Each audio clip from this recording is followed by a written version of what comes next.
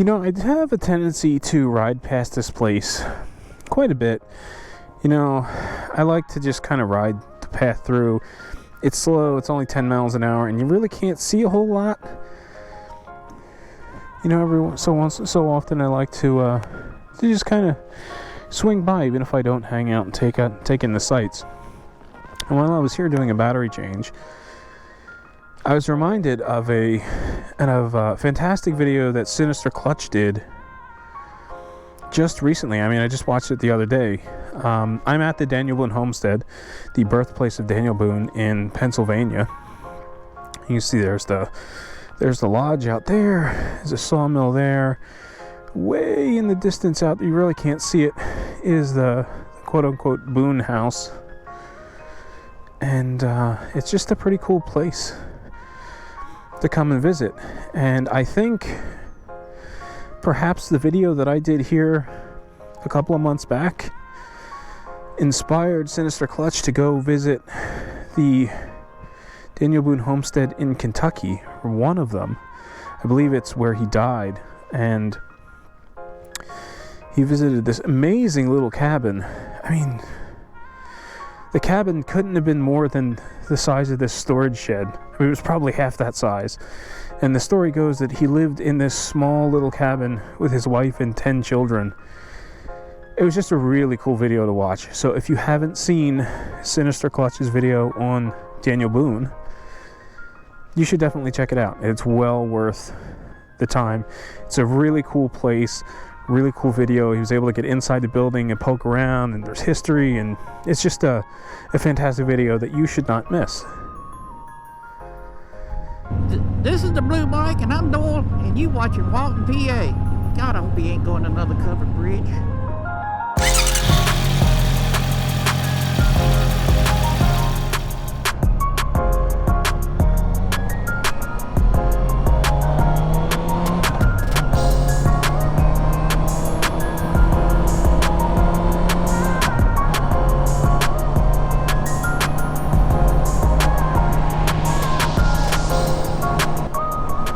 So, you know, I'm sitting here and wondering, what could I possibly talk to you about that I haven't already talked about previously? And I had not really an incident lately. I'm called a disappointment. So let me set the stage for this. A couple of months back, I get a message from a friend of mine, and he says that he wants to go out and get himself a motorcycle. He's never ridden before. He wants to take the course. And he's asking me, you know, he said, I've been watching your motovlogs, and I saw that you're interested in taking an advanced course. Would you be interested in doing the basic course? Or is that something that's like, you know, too basic? And I said, well, there's nothing to lose by taking it. It's free through the state. Training is current training, and if you're looking for company to take the class with, I'd be happy to do it with you. So we make some loose plans to take this class together. Now, because of the whole pandemic situation, Pennsylvania is not back up and running full steam with motorcycle safety courses. And as a result, there's kind of like authorized locations. Like, I'm not really sure how to describe it. There aren't as many training locations. There aren't as many openings. So it's been kind of difficult to get scheduled for a class, even find a class with openings. So we do some looking around. He finds a place in Lancaster. They're all booked up, but you know, he's asking me if I'd be up for taking an hour and 15-minute ride to the Lancaster location if he can get us into class. I said, well, there's another place that I found up in that has they don't have any openings listed on their website, but they're only, you know, about 50 minutes away, opposite direction, kind of in the middle of nowhere out by. So he says, cool, I'm going to reach out to them and see if we can get scheduled. So that's what he does. He makes a phone call. He talks to someone there who's doing the scheduling, and they need his driver's license number and some information on his motorcycle permit. He gives them all that information, tells them that we want to take the class together. They say that's no problem.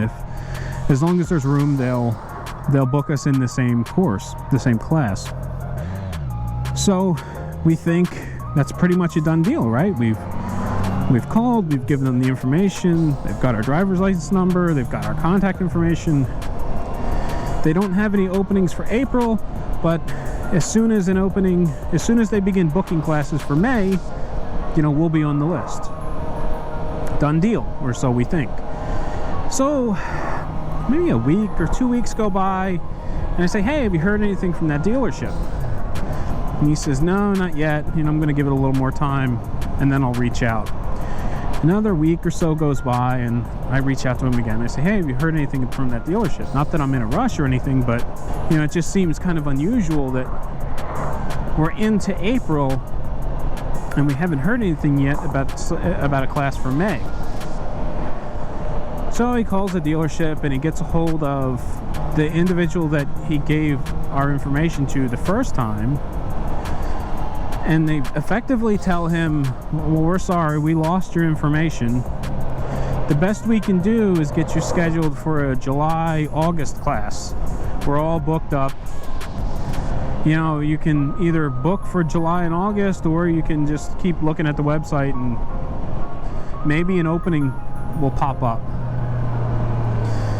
And I know he was pretty disappointed about it, and it kind of rubbed me the wrong way that they went as far as collecting all of that information to, go and say we could take this class and they were going to get us signed up, and then they wind up losing the information because there was some sort of crossover between them taking sign-ups over the phone versus sign-ups online. There was some confusion, some complications, and it just didn't end well. It was just really disappointing the way it all worked out. Now, the part of the story that really sucks is he was kind of banking on this class coming together. So he made arrangements to get a bike. Now he's supposed to have the bike long before the July-August class would roll around. And it really puts him in a tough spot. It's really disappointing, all in all.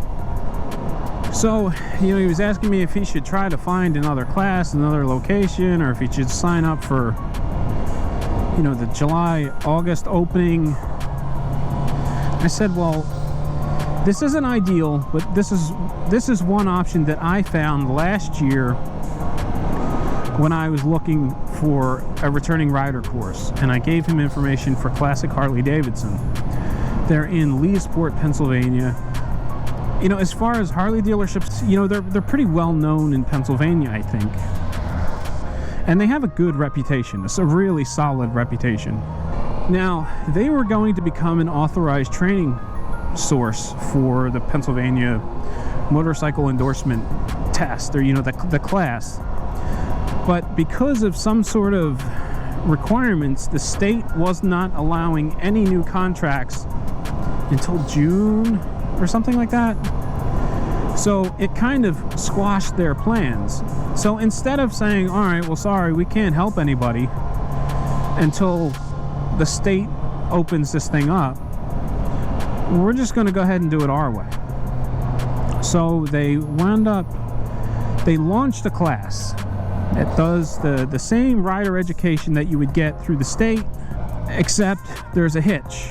The course, they can't get you the motorcycle endorsement waiver because they're not recognized by the state until this June time frame or whatever it is. So what they're going to do instead is they're going to give you all this training. They're going to give you all the training that they can. Then they're going to provide rental bikes so that you can take the road test at the DMV. And they're charging a small fee for it. I don't know what the small fee is. Obviously, they need to make money. And they would have gotten paid through the state with the other classes. But since this kind of went down the way it did, they have to charge. It's acceptable. I'm cool with that. I get it. But I really like what they're doing. They're saying, okay, well, we told you that we were going to be able to provide motorcycle training to get you on the road. The state is telling us we have to delay those plans. We don't like that because we've made a commitment to you. So here's how we're going to fix it, or here's how we're going to solve the problem. And I appreciate that. I respect that a lot. So my friend reached out to them. He got some information right away. I think he emailed them in the evening, and he had a response in the morning. You know, pretty much explaining the situation. They said, you know, our instructors just got their certification. We need to wait about 2 weeks for them to come in the mail so that we can actually get rocking and rolling. We're going to be having classes at the end of April. You know, we'll get your information, and they kind of went from there. So it was props to them. I really respect that. So I'm really not sure what that means as far as me. I know he's going to be able to take this training, and that'll be a great step for him. Timing wise, it should work out really well to get him the training that he needs, and then he'll get his bike, and then he'll be able to start practicing on his bike. It sucks that I'll have to take the road test in addition to the training, but it is what it is, you know. Now, I was planning on taking the class with him, and I'm not really sure what's going to happen now that there is a fee to take the course. I mean, I've got no problem paying a fee as long as it's reasonable. You know, if it's like $100, $150, why not? You know, I've got nothing to lose.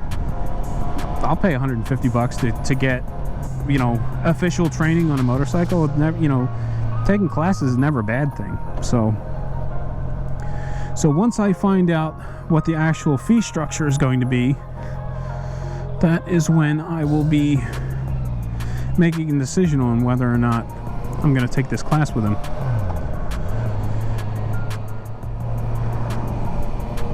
Hopefully it works out, because I definitely want to take a course of some sort this year. Be nice to take one now, you know, one early in the riding season, and then a more advanced one late in the season would be pretty cool.